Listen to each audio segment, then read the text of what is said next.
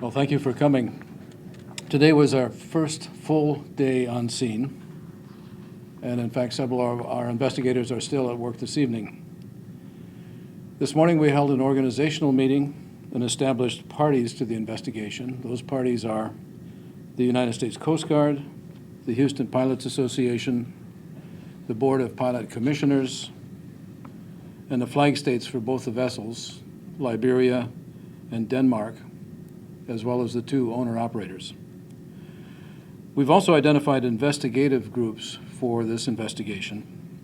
They are Operations and Human Factors, Engineering, and Hazardous Materials.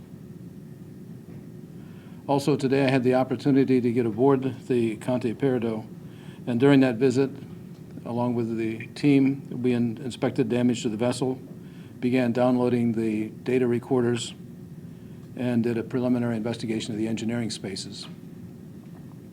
Some of the highlights from today's activities. Today we heard playback of the audio of the VHF radio traffic prior to the accident, where the pilots restricted visible vessel movement due to fog that was prior to the accident. At the time vessel movements were restricted, the accident vessels were already in the channel. We will be looking at the procedures for ships that are in the channel when such movements of deep draft vessels are restricted. Additionally, we will be looking at the weather in the channel prior to and at the time of the accident. During the upcoming interviews, we'll ask pilots and crew about the conditions that they encountered while in the channel. Our investigator from Research and Engineering boarded the Conte Peridot and is in the process of downloading data from the vessel data recorder, as well as data from other recorders on the vessel.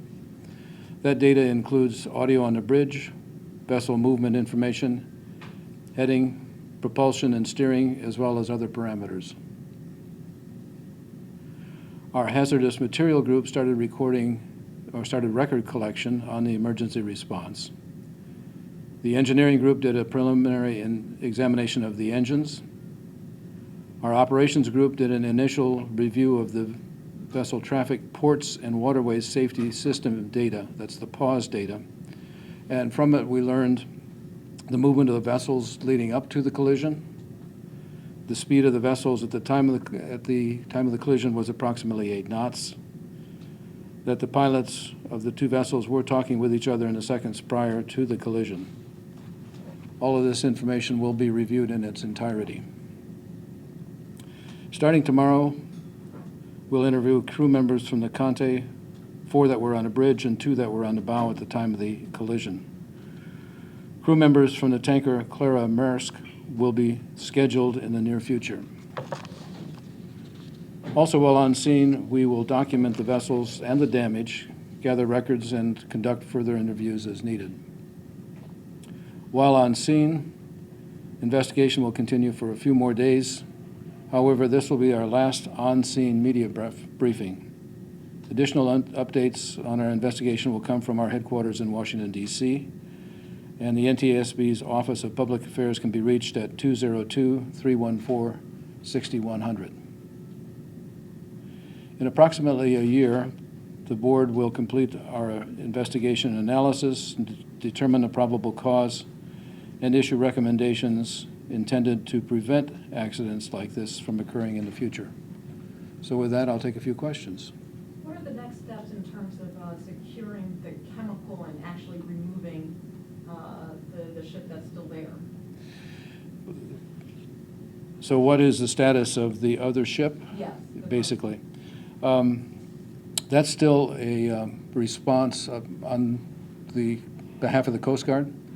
So as soon as that vessel gets released, and securing that vessel in a salvage mode is the responsibility of the Coast Guard, not the NTSB. I think we anticipate that vessel should be moved very shortly, though. By any exact time? I think there was an intent to do it today, but I don't believe that, I can't really tell you what has happened.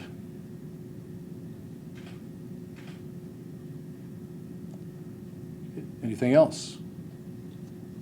Is 8 knot speed appropriate for foggy conditions, or how does that relate to what a ship usually does? Typical speeds are roughly 8 to 11 knots in that waterway. So these ships were operating at a typical speed. Anything you can tell us from the audio beforehand that maybe was alarming or of concern? Well, there was some discussion on the VHF radio prior to the collision about the waterway conditions. The pilots on the deep draft vessels up and down the waterway basically stay in communication with each other.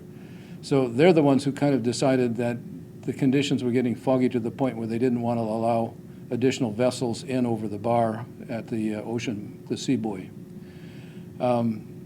Exactly what the weather conditions were at the collision, at the time of the collision, we don't know at this present time. We will be determining what those are. However, that's an area we're certainly going to investigate. And just to follow that up, there were short communications with each other between the two pilots of the collision vessels immediately prior to the collision. Can you say anything about what they were discussing before the collision? Were they routine? It was basically routine right up until just prior to the collision, where they were trying to make suggestions what the other person ought to be doing. Again, we've just had a first chance to review that, so we've not really had a chance to study it to any degree. When will you release findings? You said that in a year's time you're going to release the investigation. Will all audio be available at that time as well? Pretty much complete? The investigative process, just let me fill you in. At this point, we're doing the on-scene data gathering.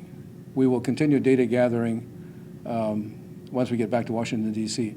Then we move into the analysis phase and then determine findings of probable cause. Somewhere at the end of the data gathering, shortly thereafter, we will put together a docket. The docket will include transcripts of the communications. So that will be made publicly available at that point in time. Okay, thank you.